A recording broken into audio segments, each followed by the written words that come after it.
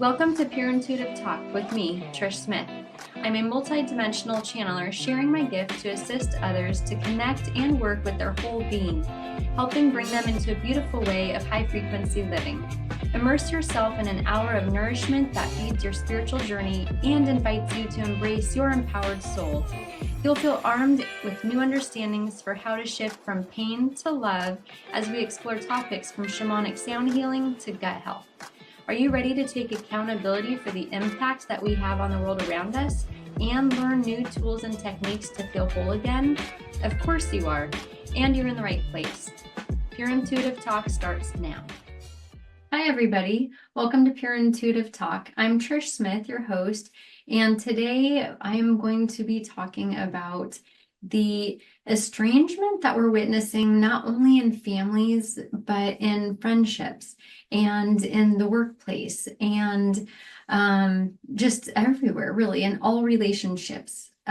Somehow, some way, we've ended up in 2025 living in a society that seems to believe that we are not interconnected somehow. The teachings that we're finding all over are more about cutting people off and letting people go than they are teaching how to hold on and how to love through. And so I wanted to offer today a few techniques for working on ourselves, and also some insight and then and more on ways we can cultivate the relationships that we want to have. If you are like me and you want deeper, meaningful relationships in your life. So personally, I've noticed over the last 5 years, right, since 2020, we were all, afraid of this new virus that came out, right? And I don't believe anybody was excluded in the very beginning of being like, whoa, wait, what is this? I don't want it. I don't want my family to have it, right? There was real reason for fear. But unfortunately, over the last 5 years, right, that has kind of morphed in so many ways. And what we've witnessed collectively was like the wave of fear, and then the wave of trying to follow these rules and not knowing what you can and can't say to your loved ones, and where do they sit on how do they feel on this and that. And if it's not politics, it's on education. If it's not an education, it's on this medical advice. And it just seems like everybody has kind of parked themselves in their little camps, right? And nobody wants to budge. is what it feels like I've been witnessing over the last 5 years. And it seems to me like people have kind of dug their heels in even harder. And the truth is that so much of it, in my opinion, is very petty, especially when it comes to relationships, especially when it comes to our marriages, when it comes to our relationships with our parents, our siblings, our children, those familial bonds, right?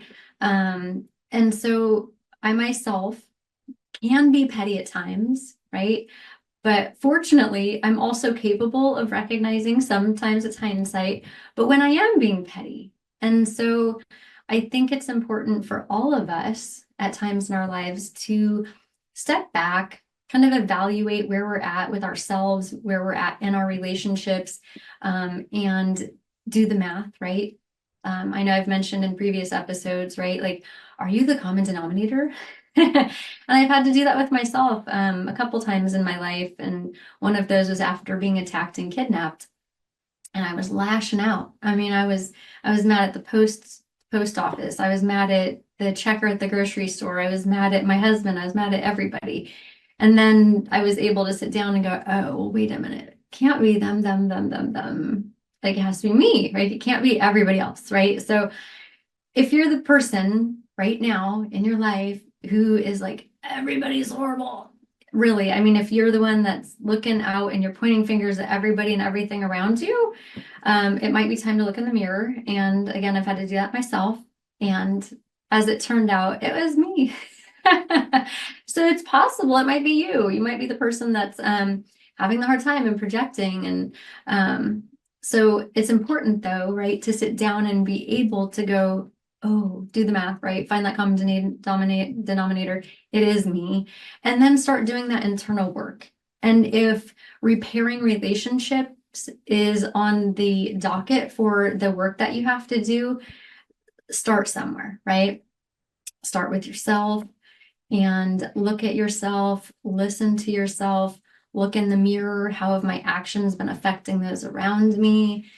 And if you've been hard, if you've been argumentative, if you've been misinterpreting your loved ones, if you've been believing it was them, and you're now starting to go, oh, wait, I've been adding to the problem. The best advice that I can give you is to stop digging, right? Like put down the shovel. Actually had a conversation with a good friend last week about that, right?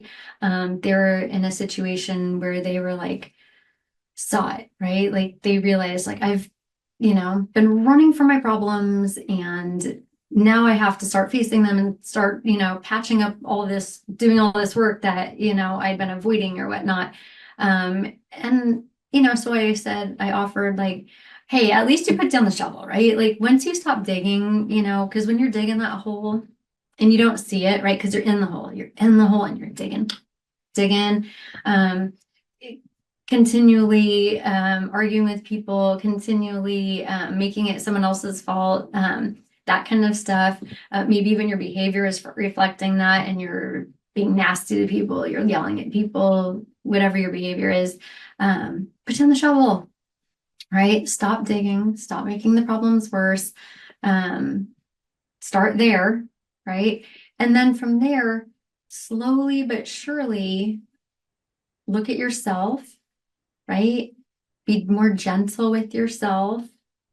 Offer yourself the time to listen to what those things inside of you that are making you feel like everybody is after you and attacking you and out to get you and all of that, right? Look at it, listen to it. What does it have to show you, right? And then be gentle with yourself for not taking the time to do that work in the first place and ending up in the position where now you're lashing out at everybody. At the end of the day, we're all human, right? We're all going to make mistakes. And the best thing that we can do while we are hurting, while we're going through difficult times, challenging times, sometimes for people, those times are tragic. They've experienced deep loss or they've experienced tragic endings to their loved ones' lives, right?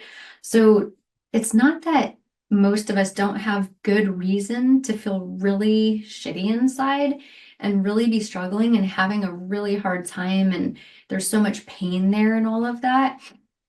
The truth, though, is that our behavior can't be poor because of it, right? Now, myself personally, since I was attacked and kidnapped, I was that person that was lashing out. And I did the math and realized, oh yeah, it's me. I'm the one lashing out. I'm the one causing havoc wherever I go, being not kind to others and changing my behavior, right? It becomes easier. So once you're able to do it, once it's like learning anything else, once you try it and you practice it, you get good at it, and then you get better and better at it, right? And then maybe one day you're turning around and teaching other people because you've been able to do the work and had success with doing the work. And so then you can hand those tools down, right? And so that's the position I'm in today. The position I'm in is not a position that I've been perfect my whole life, and you too can be just like me one day. The position is that I've been through hell over and over again. I've walked through the fires over and over again. I've sat with myself. I've listened to myself. I've gotten real with myself. And I've found tools and techniques that have helped me climb out of those depths that I've dug myself into. And sometimes they've been because of unfortunate circumstances, right? I was the victim of violent crime, right? So not all circumstances are circumstances that we brought on ourselves. However, the circumstances that have brought us to the position that we're in, that we are suffering so greatly and we haven't gained control of our behavior, that we're lashing out, right? Still doesn't give us permission to treat other people poorly because of our circumstances. So, and that's the bottom line, right? So the bottom line is trying to be the best version of ourselves that we can at all times in our life. And for me now, right, because at one point in my life, I was not even at one point, like in my younger days, because there's high school, then there's the young adult years, where my behavior was ugly at times, and I treated people around me poorly. And so now my coping techniques look more like allowing my hurt to hurt, right? Allowing my pain to teach me. And while I was a teenager and promising myself that I wouldn't waste my suffering, I wasn't to the maturity yet that I was not allowing my suffering to give me, or I shouldn't say give me, but put me in a place where I had no control over myself, my behaviors, right?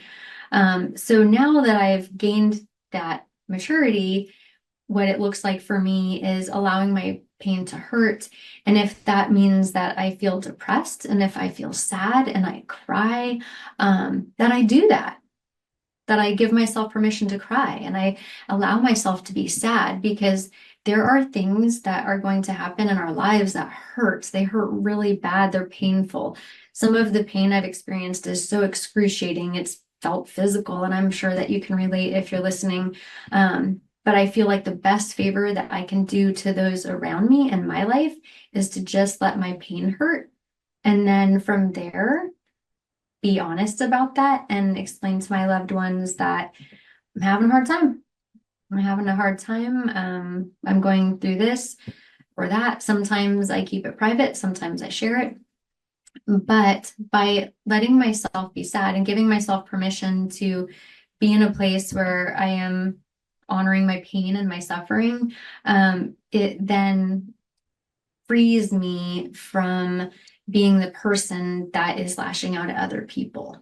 Because I have a really big conscience. I used to tell people I can't even fart sideways without feeling guilty about it. And I don't know if that's a proper thing to say, but anyways, I do. I have a really big conscience, and things will eat at me if I treat other people poorly. So that's something that I've learned along the way. And if that's you, if you're lashing out at people and you're causing havoc in other people's lives, my best advice is to go ahead and sit down with that stuff that's causing the behavior in the first place, listen to it, let it hurt, cry it out, whatever needs to happen within yourself. And that way you can make sure that that pain that you're experiencing isn't being put on other people, right? And hopefully you have somebody in your life that you can lean on while you do that. If not, you can always reach out. I work with people that are going through hell, and that's what we do. We look at it, we lean into it, we let it hurt. So I'm going to have to go to a break, but when I get back, I'd like to go on and talk about the importance, in my opinion, I think it's super important, but of creating meaningful connections right now in this world that feels like it's growing colder by the day, right?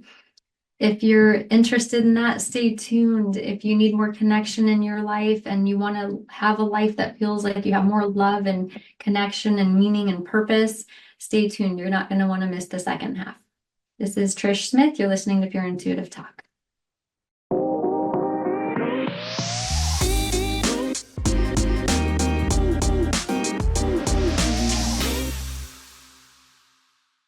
Welcome back, everybody, listening to Pure Intuitive Talk. I'm your host, Trish Smith, your Pure Intuitive Guide.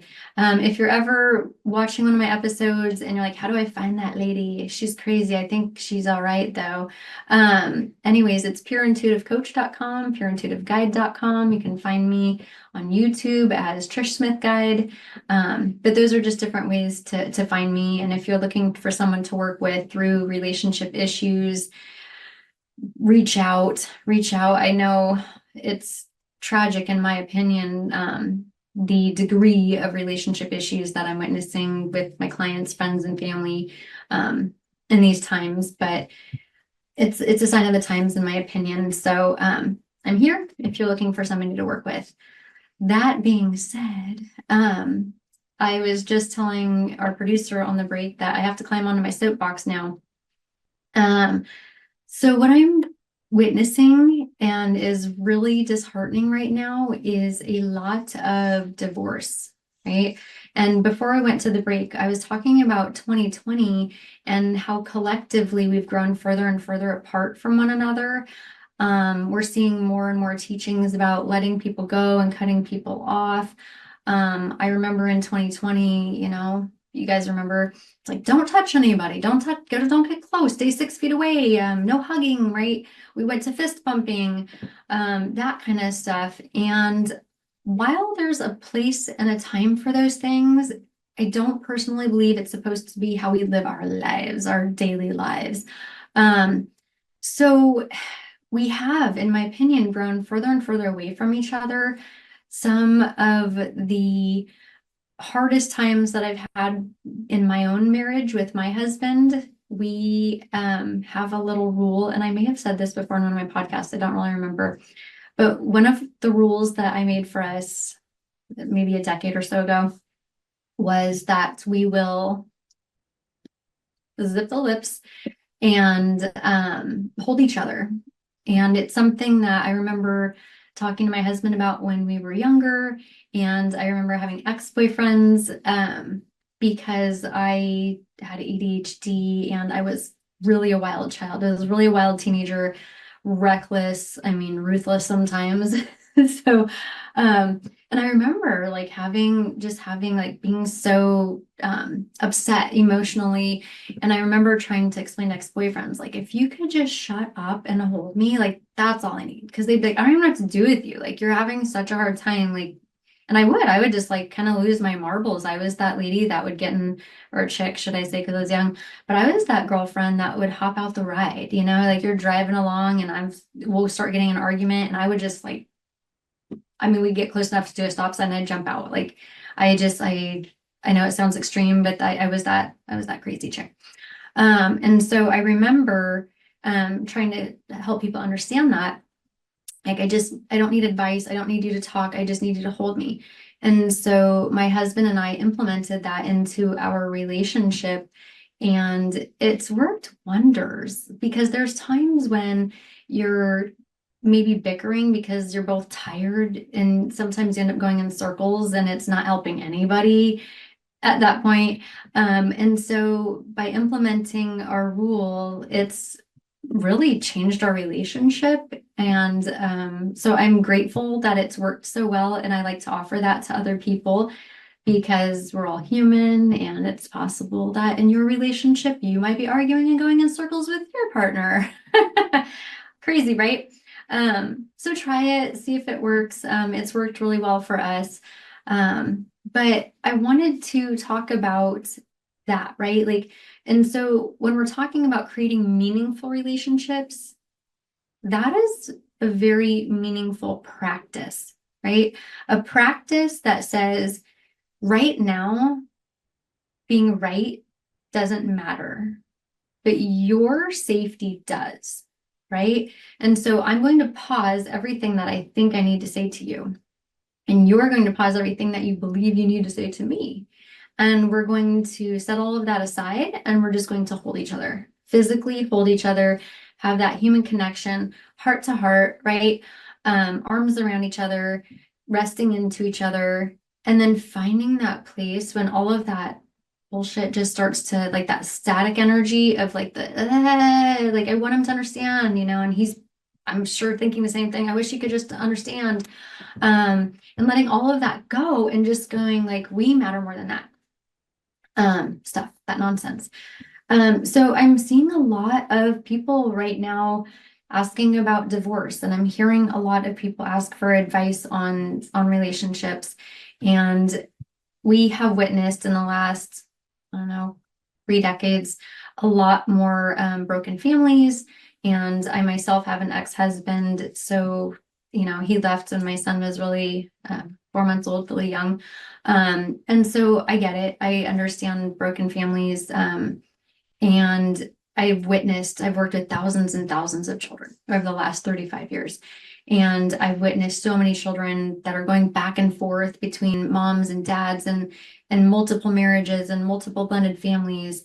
And what I've witnessed is the effects that it has on the children, right? And so now we're witnessing a generation of children that have a lot of them, like a high percentage of them have experienced that, right? The broken families and going back and forth and we're just witnessing people get further and further away from what matters the most.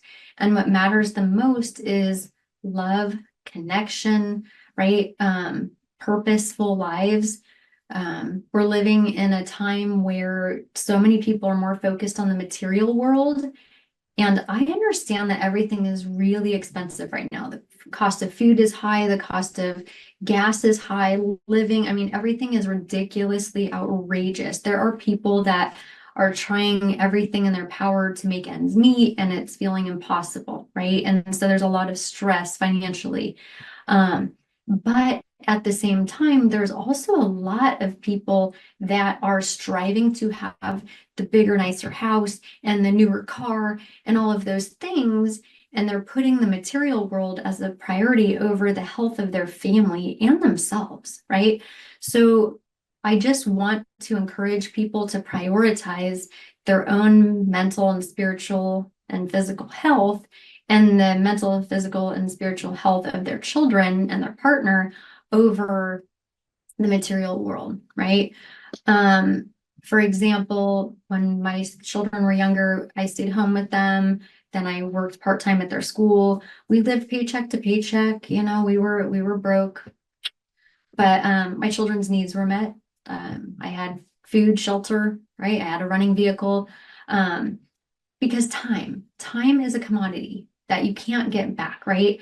And there's regrets when we live in a way that doesn't serve us spiritually, right? And they come later. And so we have to pay attention to how we're acting in the world right now if we don't want to end up on our deathbed going, oh my gosh, wait a minute, I had this pretty house and I had this nice car and I never saw my kids. I didn't get to watch them grow up, right? And that affects the children. The children don't get to see their parents enough. It affects their behaviors, right? When I worked at the school, I could pick out the kids that were at daycare all day. And sure enough, I'd learned that, yep, they see their parents maybe an hour and a half every evening. So we cannot continue to lie to ourselves as a society and pretend like we're not the ones creating these underlying issues when it comes to the youth's mental health, right? So I encourage you to check yourself, right? If you've felt overwhelmed, if you felt like you don't know which way is up, if you just feel cortisol flooding your brain and you're so stressed, you feel like you can't breathe, and maybe you're the person that's like, hey, I'm having wine every evening, all of those things, right? To sit down and prioritize. Sit down and go, okay, recognize, first of all, I've spread myself too thin. And then what can I take off of my plate that's not serving my family's mental, spiritual, and physical health?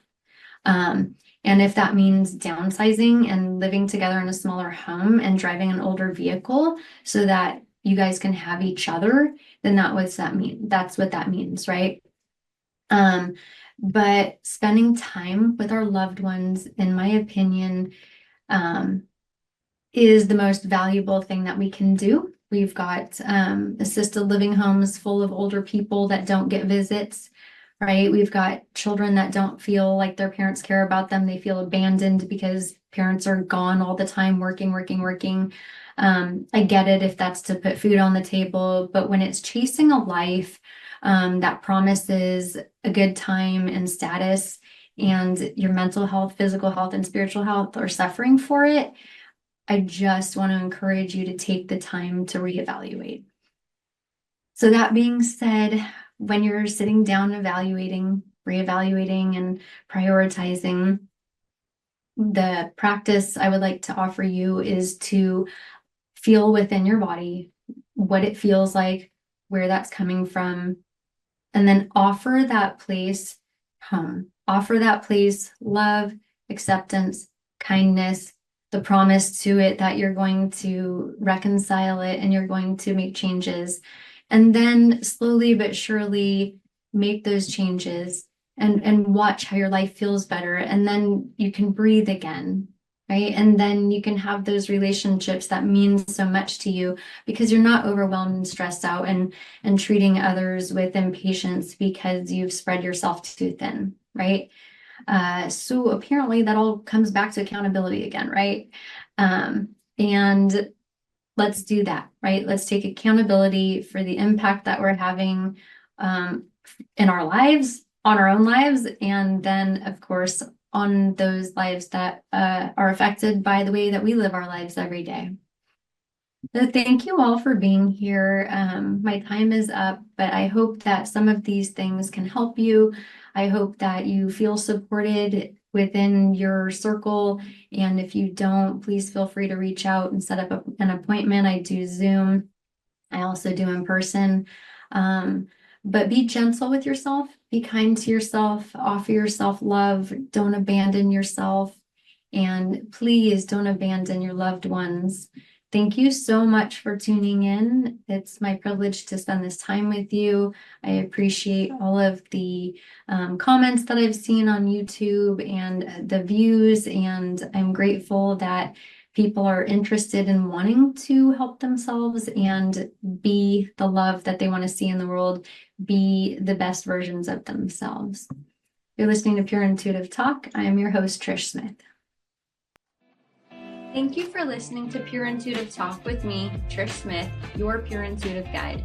Come back and join us for encouragement to take responsibility and to connect to your whole being. Remember that every moment is the right moment to choose peace, acceptance, and forgiveness. We all have the courage to look deep within, get real with ourselves, and make upgrades to our ways of interacting with the world. It's been my privilege to share this hour with you. For more information about me, go to pureintuitiveguide.com. That's pureintuitiveguide.com. Thanks again, and we will see you here next time on Transformation Talk Radio.